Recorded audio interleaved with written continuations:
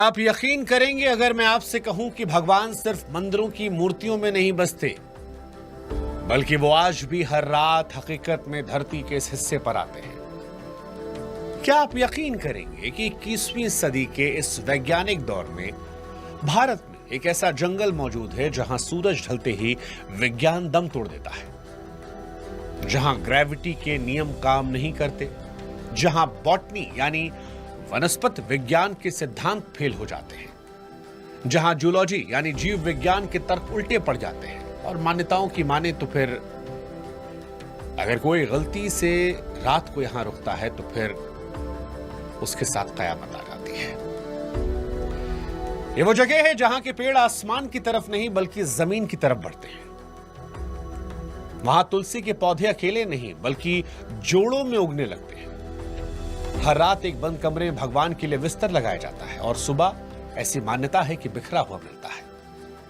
और यह किसी डरावनी फिल्म की कहानी नहीं है, यह कहानी है उत्तर प्रदेश के वृंदावन में स्थित निधिवन की, श्री कृष्ण की वो रहस्यमयी नगरी जहां इंसान की समझ की सीमा खत्म होती है और ईश्वर का चमत्कार शुरू हो जाता है। Hello friends, welcome back to logic 2.0 channel. Logic 2.0 channel के एक और वीडियो में आप सभी का स्वागत है। तो दोस्तों, आज हम शुभंकर मिश्रा जी की एक वीडियो देखने वाले हैं। इन्होंने एक नया चैनल बनाया है जिसका नाम है भक्ति बुक। तो इनका न्यूज़ बुक भी है और एक शुभंकर मिश्रा के नाम से भी चैनल है, लेकिन ये भक्ति बुक में इन्होंने सिर्फ भक्ति वीडियो डाल रहे हैं। तो आज की जो भी इनकी वीडियो है बहुत अच्छी स्टोरी है और इस स्टोरी को अगर हम सुनेंगे, वैसे हम थोड़ा बहुत जानते हैं लेकिन कंप्लीट में अगर सुनेंगे तो बहुत अच्छा लगेगा और एक बहुत सारी इन्फॉर्मेशन मिलने वाली है। तो आज की वीडियो का जो टाइटल है वो है निधिवन में रात को जाना क्यों है मना, क्या सच में श्री कृष्ण करते हैं रासलीला। तो जो निधिवन का एक मतलब बहुत सारे उसके हमारे बीच में वो धारणाएं हैं कि निधिवन में जो वृक्ष हैं वो सारी गोपियां हैं, वहां पे रात को कृष्ण भगवान आते हैं और उनके साथ रासलीला रचाते हैं, कुछ ऐसा बहुत सारी स्टोरी हम लोग सुनते हैं। तो आज शुभंकर मिश्रा जी इस पर डिटेल में हमें बताएंगे। तो शुरू करते हैं वीडियो। और वीडियो देखने से पहले चैनल पे नए हैं तो सब्सक्राइब कर लेना और बेल आइकन प्रेस कर देना ताकि जब भी वीडियो अपलोड करें उसका नोटिफिकेशन भी आप लोगों को मिल जाया करे। तो देखते हैं आज का वीडियो और मिलेंगे वीडियो के लास्ट में। नमस्कार, भक्ति बुक की इस नई कहानी पर आपका स्वागत है। आपके साथ मैं हूं शुभंकर मिश्रा। इस कहानी को हम आपको सुनाएं उससे पहले हमारी आपसे गुजारिश है कि क्या आपने हमारे दोनों भजन सुने, मुझे राम मिल गए और बोलो राम। अगर अवसर मिले तो जरूर समय निकालकर जाकर इन भजनों को सुनिएगा। बड़ी ही आस्था के साथ इनके शब्दों को मैंने लिखा है और ये आपके लिए है, आपकी अमानत है। अगर आप प्रेम देंगे तो हम और भी भजन आपके लिए तैयार करेंगे।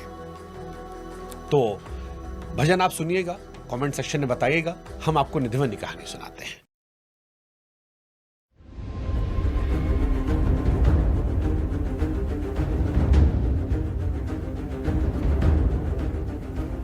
आज हम आपको उन गलियों में ले चलने वाले हैं जहां की हवाओं में आज भी बांसुरी की धुन सुनाई पड़ती है। हम पर्दा उठाएंगे निधिवन के उस सच से जिसे जानने के लिए दुनिया भर के वैज्ञानिक और तमाम बड़े बड़े अंतर्राष्ट्रीय टीवी चैनल्स आए और सब आखिर में सर झुकाकर वापस लौट गए। निधिवन, यह शब्द दो शब्दों से मिलकर बना है। निधि का अर्थ होता है खजाना और वन आप जानते होंगे जंगल। लेकिन यह खजाना सोने चांदी या हीरे मोतियों का नहीं है, यह खजाना है भक्ति और रासलीला का। वृंदावन के बीचों बीच करीब 2.5 एकड़ में फैला ये वन देखने में ही सामान्य वनों से बहुत अलग है। जैसे ही आप इस वन के मुख्य द्वार से अंदर कदम रखेंगे आपको एक अजीब सी ऊर्जा महसूस होगी, एक ऐसी ठंडक जो किसी एसी या पंखे की नहीं बल्कि रूह को छूने वाली होती है। सबसे पहले बात करते हैं यहाँ के पेड़ों की, जो विज्ञान के लिए सबसे बड़ी पहेली बने हैं। वनस्पति विज्ञान यानी बॉटनी का एक सीधा सा नियम है जिसे फोटोट्रोपिज्म कहते हैं। इसका मतलब है कि दुनिया का कोई भी पेड़, उसका तना हमेशा सूरज की रोशनी पाने के लिए ऊपर आसमान की तरफ सीधा बढ़ता है और उसकी जड़ें जो हैं वो जमीन के लिए नीचे जाती हैं। लेकिन निधिवन वो अनोखी जगह है जहां पर प्रकृति का ये नियम पूरी तरह से फेल हो जाता है। यहां आप जिधर भी देखेंगे आपको अजीबोगरीब पेड़ दिखाई पड़ेंगे। यहाँ के पेड़ों की डालियां ऊपर आसमान की तरफ नहीं जाती बल्कि वो नीचे जमीन की ओर झुकती है। ऐसा लगता है जैसे वो पेड़ किसी अदृश्य शक्ति को प्रणाम कर रहे हों। और सबसे हैरान करने वाली बात यह कि यहाँ के पेड़ अकेले नहीं है, यहाँ का हर पेड़ दूसरे पेड़ के साथ बुरी तरह उलझा हुआ है। उसकी डालियां एक दूसरे में ऐसे गुथी हुई हैं जैसे दो लोग आपस में गले मिल रहे हो या नृत्य की मुद्रा में हो। वैज्ञानिकों ने इन पेड़ों पर रिसर्च भी की, ये पता लगाने की कोशिश की आखिर इन पेड़ों का डीएनए कैसा है, लेकिन कोई संतोषजनक जवाब नहीं मिला। यहाँ पानी की कमी है, जमीन भी सूखी है, लेकिन फिर भी ये पेड़ सदियों से हरे भरे हैं। स्थानीय मान्यता और संतों का यह कहना है कि ये पेड़ साधारण लकड़ियां नहीं हैं, ये वो 16,000 गोपियां हैं जिन्होंने द्वापर युग में श्री कृष्ण के साथ रास रचाया था। दिन के समय ये पेड़ बनकर समाधि में रहते हैं और जैसे ही रात होती है गोपियां बन जाते हैं और अपने कृष्ण के साथ ये नृत्य करते हैं। इसलिए पेड़ जोड़ों में है और इसीलिए यह जमीन की तरफ झुके हुए हैं, क्योंकि भक्ति में सिर हमेशा झुका हुआ होता है। निधिवन का दूसरा बड़ा रहस्य है यहाँ के जानवरों से जुड़ा हुआ, जो जीव विज्ञान यानी कि जूलॉजी के सारे सिद्धांतों को चुनौती देता है। हम सब जानते हैं कि बंदर और पक्षी पेड़ों पर रहते हैं। शाम होते ही पक्षी अपने घोंसलों में लौट जाते हैं और बंदर पेड़ों की ऊंची डालियों पर जाकर सो जाते हैं। ये उनका प्राकृतिक स्वभाव है, नेचुरल इंस्टिंक्ट। लेकिन निधिवन में कुदरत का नियम अलग है। अगर आप कभी शाम के वक्त आप जाएंगे तो आप एक अजीब सा दृश्य देखेंगे। जैसे ही सूरज ढलने लगता है, मंदिरों की आरती, घंटियां बजती हैं, वैसे ही निधिवन में एक अजीब सी भगदड़ मच जाती है। हजारों की तादाद में बंदर रहते हैं। दिन भर ये बंदर श्रद्धालुओं से चश्मा प्रसाद छीनते रहते हैं, उधम मचाते हैं। लेकिन शाम होते ही ये सारे बंदर अपनी सुरक्षित जगह यानी पेड़ों को छोड़कर वन की दीवारों की तरफ फांद कर बाहर भागने लगते हैं। सिर्फ बंदर ही नहीं बल्कि पक्षी भी घोंसले छोड़ देते हैं। तोते, कबूतर और मोर सब के सब जंगल खाली कर देते हैं। शाम 7 बजने के बाद धीरे धीरे निधिवन खाली हो जाता है। वहां एक भी जीव जंतु नहीं बचता। अब इसका जवाब विज्ञान के पास नहीं है कि आखिर जानवर सबसे सुरक्षित जगह छोड़कर रात को बाहर क्यों जाते हैं। उन्हें किस बात का डर है, या फिर यह सम्मान है किसी बात को लेकर। ब्रज के लोग ये कहते हैं कि इन जानवरों को पता है कि रात को यहां साक्षात नारायण आने वाले हैं और उनकी लीला में कोई विघ्न न पड़े, इसलिए जीव खुद ब खुद यहां से चले आते हैं। लेकिन इस वन का असली और सबसे गहरा रहस्य शुरू होता है शाम की आरती के बाद। निधिवन के ठीक बीच में एक छोटा सा महल है जिसे रंग महल कहते हैं। ये वही जगह है जहां का रहस्य आज तक नहीं सुलझा। जिसने भी सुलझाने की कोशिश की उसका अंजाम बुरा हुआ। रंग महल वो जगह है जहां मान्यता के अनुसार भगवान श्री कृष्ण और राधा रानी रात को विश्राम करते हैं। हर रोज शाम 7 बजे के करीब मंदिर के पुजारी इस रंग महल के अंदर जाते हैं। उनकी दिनचर्या कई सदियों से एक जैसी है। वो वहां एक चंदन का पलंग सजाते हैं, उस पर मखमल का गद्दा और एकदम साफ सुथरी सफेद चादर बिछाते हैं जिस पर एक भी सिलवट नहीं होती। पलंग के ठीक बगल में एक छोटी सी टेबल पर चांदी के लोटे में पानी भरकर रखा आता है। भगवान के दातून करने के लिए नीम की 2 दातून रखी जाती है और खाने के लिए पान का बीड़ा यानी मिठाई वाला पान रखा जाता है। इसके अलावा कुछ लड्डू और प्रसाद भी रखा आता है। सब कुछ व्यवस्थित करने के बाद पुजारी बाहर आते हैं। रंग महल के मुख्य दरवाजे पर 1 नहीं 2 नहीं बल्कि 7 ताले लगाए जाते हैं। इसके बाद निधिवन के मुख्य द्वार को बंद किया जाता है। चारों तरफ ऊंची ऊंची दीवारें हैं जिन पर कांच के टुकड़े और कटीले तार लगे हैं ताकि कोई भी चाहकर भी अंदर न कूद सके। रात के 8 बजते ही पूरा इलाका सील कर दिया जाता है। वहां परिंदा भी पर नहीं मार सकता। अब विज्ञान अपना तर्क लगाता है। वैज्ञानिक कहते हैं कि एक बंद कमरे में जहां हवा आने जाने का भी रास्ता न हो वहां कोई बदलाव नहीं हो सकता। अगर पानी भरकर रखा है तो वो भाप बनकर उड़ सकता है, लेकिन पान और दातून न क्या, वो तो वैसे ही रहने चाहिए। लेकिन जब अगली सुबह ब्रह्म मुहूर्त में यानी सुबह 5 बजे पुजारी आकर उन तालों को खोलते हैं तो अंदर का नजारा देखकर किसी भी तर्क शास्त्री का दिमाग चकरा जाता है। दरवाजा खुलते ही सबसे पहले एक भीनी भीनी खुशबू आती है, चंदन और फूलों की होती है। जब पुजारी बिस्तर के पास जाते हैं तो देखते हैं कि जो चादर शाम को बिल्कुल तनी हुई बिछाई गई थी उस पर सिलवटें हैं। ऐसा लगता है जैसे रात भर कोई लेटा रहा। तकिया चिपका मिला होता है। लोटे का पानी या तो खाली होता है आधा। नीम की दातून चबाई हुई, गीली, जैसे किसी ने इस्तेमाल किया हो। सबसे बड़ी बात, पान का बीड़ा वहां से गायब होता है या कुछ हिस्सा खाया हुआ। फॉरेंसिक एक्सपर्ट्स के लिए पहेली है। वहां किसी इंसान के पैर के निशान नहीं, किसी के घुसने का कोई सुराग नहीं, लेकिन वहां किसी के होने का एहसास इतना गहरा कि आप उसे नकार नहीं सकते। एक और बात जो वैज्ञानिकों को हैरान करती है वो है रंग महल का तापमान। मई और जून की भीषण गर्मी में जब वृंदावन मथुरा का तापमान 48 डिग्री तक जाता है, तब भी निधिवन के इस रंग महल के अंदर एक अजीब सी ठंडक होती है। बिना एसी, पंखे और बिना किसी कूलर के वहां का तापमान सुखद रहता है। अब क्या ये सिर्फ वातानुकूल का कमाल है या फिर एक एहसास जो हमारी समझ से परे है? अब आपके जहन में ये सवाल आएगा कि भाई साहब, हम तो 21वीं सदी में हैं, हमारे पास ड्रोन कैमरे हैं, नाइट विजन कैमरे हैं, क्या कभी किसी ने छिप कर ये देखने की कोशिश नहीं की रात को वहां क्या होता है? कैमरा नहीं लगाया? जवाब है हाँ। इंसान की जिज्ञासा उसे खतरों के करीब ले जाती है। कई लोग ऐसे आए जिन्होंने जानने की कोशिश की, और जिन लोगों ने ये तो साहस किया, उनका अंजाम इतना भयानक रहा कि रूह कांप जाए। एक बड़ा मशहूर किस्सा है जो 10-15 साल पुराना है। जयपुर का एक आदमी जो खुद को बहुत बड़ा तर्क शास्त्री मानता था, वो वृंदावन आया। उसे इन बातों पर यकीन नहीं था, अंधविश्वास कहा। तय किया कि रात को रिधवन में छिप कर रहेगा और अपनी आंखों से देखेगा कि वहां क्या होता है। शाम को आरती के वक्त जब सब जा रहे थे, वो एक घनी झाड़ी में छिप गया। पुजारियों ने दरवाजा बंद किया, वो अंदर अकेला था। पूरी रात क्या हुआ यह तो कोई नहीं जानता, लेकिन अगली सुबह जब गेट खुला तो पुजारियों और पुलिस ने उस आदमी को देखा। वो जिंदा तो था पर इंसान जैसा नहीं था। उसकी आंखें फटी की फटी रह गई थी, जिससे कोई खौफनाक या तेज रोशनी देखी हो। वो अंधा हो चुका था, गूंगा हो चुका था, कुछ बोल नहीं पा रहा था, बस अजीब अजीब आवाजें निकल रहा था। उसकी मानसिक स्थिति बिगड़ चुकी थी। वो परिवार को भी नहीं पहचान पाया और कुछ समय बाद उसकी मौत हो गई। और ऐसे कई किस्से हैं। कुछ साल पहले एक विदेशी टीवी चैनल की टीम भी वहां आई थी। सच्चाई जानने के लिए रात में दीवार के ऊपर कैमरे लगाने की कोशिश की, लेकिन जैसे ही रात गहराने लगी, कैमरे बंद। बैटरियां जो फुल चार्ज थी, कहा था डिस्चार्ज। कैमरा पर्सन सामान छोड़कर भाग गए। स्थानीय लोग कहते हैं कि निधिवन के आसपास बने घरों में एक बड़ी अजीब सी रिवाज है। जिन घरों की खिड़कियां निधिवन की तरफ खुली होती हैं, लोग शाम होते ही उन खिड़कियों को ईंटों से बंद कर देते हैं या फिर मोटे पर्दे डालते हैं। कोई भी भूलकर रात को निधिवन की तरफ नहीं झांकता। लोगों का यह मान्यता है कि वहां होने वाली रासलीला दिव्य और तेजमयी होती है कि साधारण इंसान की आंखें बर्दाश्त नहीं कर सकती, और अगर गलती से नजर पड़े तो फिर उसके साथ कुछ गलत हो सकता है। यहाँ एक समाधि भी है। कहा जाता है कि स्वामी हरदास जी, जो तानसेन के गुरु थे, अपनी भक्ति और संगीत से बांके बिहारी को प्रकट किया था।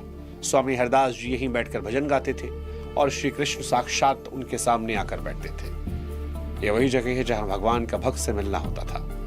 निधिवन में कुंड है जिसे ललिता कुंड कहते हैं। मान्यता है कि रासलीला के दौरान जब ललिता सखी को प्यास लगी तो कृष्ण ने अपनी बांसुरी से जमीन खोदी थी और वहां से पानी निकाला।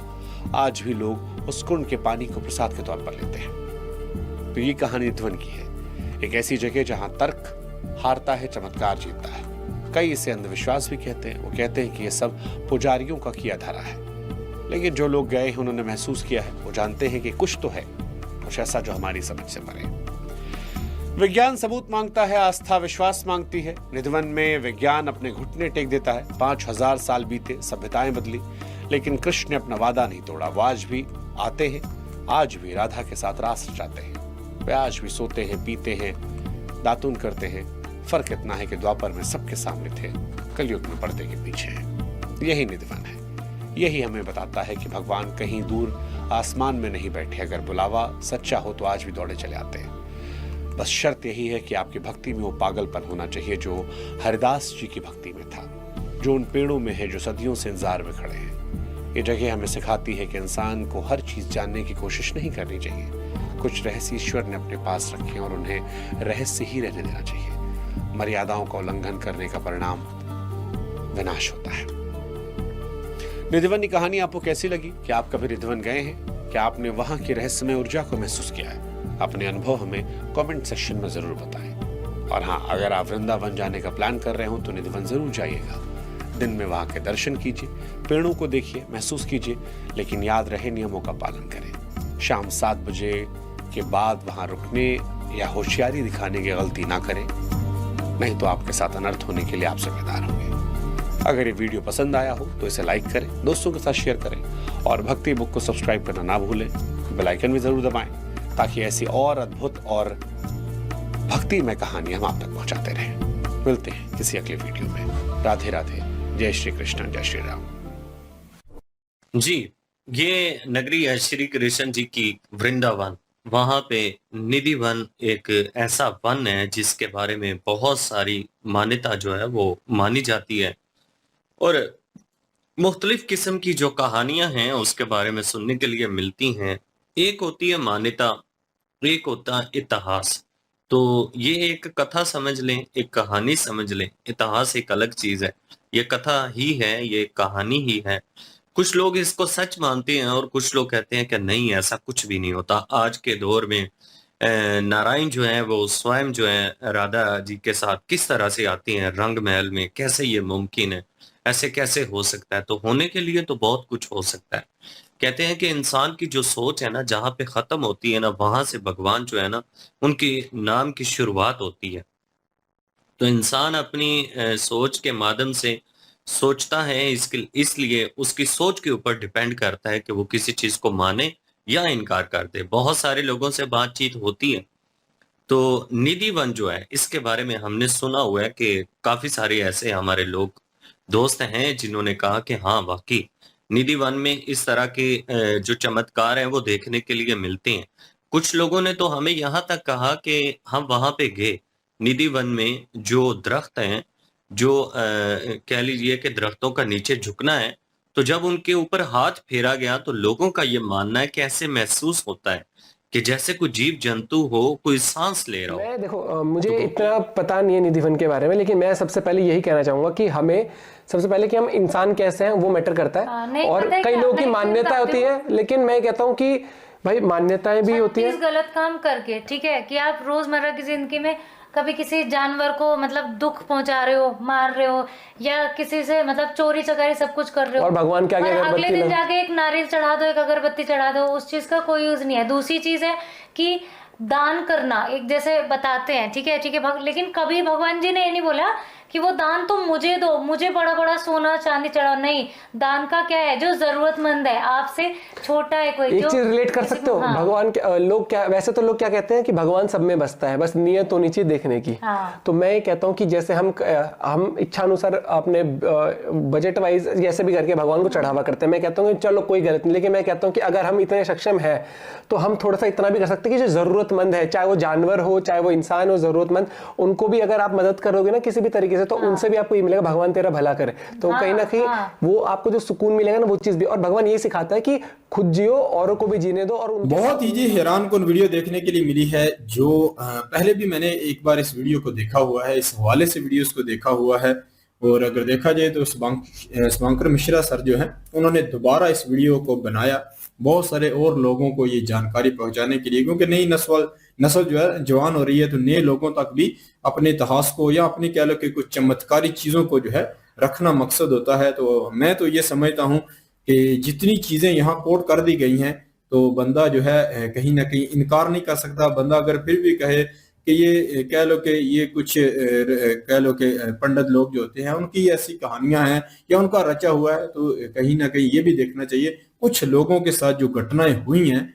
जैसे एक बंदा है जिन्होंने रात वहां गुजारने का सोचा, उसकी जिंदगी को लेकर भी हमें सबक ले लेना चाहिए। मैं तो ये समझता हूँ बाअदब बामराद, बेअदब बेमराद होता है। तो बाअदब रहना चाहिए, जो चीजें रहस्यमय हैं, जो चीजें कहीं ना कहीं जिनको जानना जरूरी नहीं है हमारे लिए, तो उनमें हम लोगों को जानना नहीं चाहिए और ज्यादा उसका डीपली जो है उसमें नहीं घुसना चाहिए। मैंने अपने कुछ बड़ों से ना ये चीजें सुनी हुई है कि जितना बंदा किसी चीज के अंदर डीपली जो है वो किसी चीज को जानने की कोशिश करता है, तो कहीं ना कहीं उस बंदे को उस डीपली जानने के चक्कर में नुकसान होता है। बाकी यही है, निधि वन के बारे में मैंने काफी देखा हुआ है कि निधि वन में दरख्तों की वाकई ही बनावट इसी तरह की है। बहुत सारे लोगों ने इसके ऊपर वीडियो बनाई है। बाकी निधि वन के अंदर पता नहीं वो कोई और जंगल है या निधि वन ही है। कुछ इंडियन जो यूट्यूबर है उन्होंने रात वहां घुसकर जो है निधि वन के अंदर से वीडियोस बनाई हैं। उन्होंने बताया, ये तो मैंने कभी सुना भी नहीं, मुझे पता भी नहीं। ये तो बहुत ही मतलब अमेजिंग सी न्यूज है। वैसे बोले ना अद्भुत रहस्य उस टाइप की, पर क्या ये सच्ची में सच है? मेरे को ये नहीं, मुझे बिलीव होने में बड़ा मुश्किल हो रहा है, क्योंकि एक तो मैंने कभी इसके बारे में पता नहीं था मुझे, और दूसरा जैसे वो कह रहे हैं और कि सब लोग चले जाते हैं, बंद कर देते हैं, और हर एक पेड़ जो है वो बन जाता है, और फिर वो कह रहे हैं कि इवन खिड़कियां शायद घर की वो आस पड़ोसी बंद कर देते हैं, और अगर तुम कोई वहां पे जाए तो वो शायद उसकी डेथ हो जाती है, या वो फिर बताने लायक नहीं होता, मतलब जैसे पागल हो जाएगा या कुछ हो जाएगा। अगर ऐसा कुछ है, एक तो मेरे को ये नहीं भगवान ऐसा करें, मुझे तो बिलीव नहीं होता कि वो किसी के साथ ऐसे कर सकते हैं। पर अगर ऐसा हो भी रहा है तो फिर ये किसी ने पता क्यों नहीं करने की कोशिश की? हमारे पास तो इतने अच्छी अच्छी चीजें हैं जिससे हम पता कर सकते हैं, तो वो क्यों नहीं किया? क्योंकि मुझे अब बहुत वो है कि सच्ची में ये होता है क्या, कि ये एक बिलीफ है। तो आई डोंट नो, मेरे को तो समझ नहीं आ रही कि मैं इसको बिलीव करूं कि नहीं करूं। पर जैसे वो न्यूज, तो ये थी आज की वीडियो। तो शुभंकर मिश्रा जी ने बहुत अच्छा एक्सप्लेन किया है, और निधिपन की हमने भी बहुत सारी स्टोरीज देखी हैं। इसमें बहुत सारे जो पहले एक न्यूज़ चैनल वगैरह पे भी कई लोगों ने वहाँ जाके कोशिश करी थी। तो ये बात रियलिटी है कि जो भगवान ने कुछ रहस्य रखे हैं, तो उस रहस्य को जो है इंसान को नहीं उजागर करना चाहिए या उसमें छेड़खानी नहीं करनी चाहिए, और उसका छेड़खानी करने का परिणाम जो है वो हमेशा बुरा ही होता है। तो ये बात मैं इनकी बात से सहमत हूँ कि भगवान ने जो रहस्य यानी कि इंसानों से अलग रखा हुआ है, तो उसमें इंसान को दखलंदाजी नहीं करनी चाहिए। हमारे लिए भगवान ने बहुत कुछ बनाया, तो हमें उसी पे जो है रहना चाहिए। लेकिन आजकल लोग इतने जिज्ञासु हो गए हैं, टेक्नोलॉजी इतनी आ गई है, और day by day technology change हो रही है, तो लोगों को एक अंदर से बिलीव पैदा हो जाता है कि नहीं, मतलब जब इतनी बड़ी टेक्नोलॉजी है तो हम इसको क्यों ना एक्सप्लोर करें। तो ये सब चीज़ें खैर, लेकिन कुदरत के आगे किसी की चलती नहीं है, ये भी एक फैक्ट है। टेक्नोलॉजी कितनी भी आगे चल जाए, तो आप लोगों ने कमेंट करके बताना है कि आपने निधिवन की स्टोरी कभी सुनी थी या नहीं। अगर इससे एक्स्ट्रा भी निधिवन के बारे में आपके पास कोई जानकारी है तो वो कमेंट करके जरूर बताना। बाकी अगर वीडियो पसंद आई होगी, ये स्टोरी पसंद आई होगी, तो लाइक और शेयर करके जाना। चैनल पर नए हैं तो सब्सक्राइब कर लेना और बेल आइकन प्रेस कर देना, ताकि जब भी वीडियो अपलोड करें उसका नोटिफिकेशन भी आप लोगों को मिल जाया करे। तो आज के वीडियो में इतना ही, मिलेंगे नेक्स्ट वीडियो में, तब तक के लिए राधे राधे, जय श्री कृष्ण।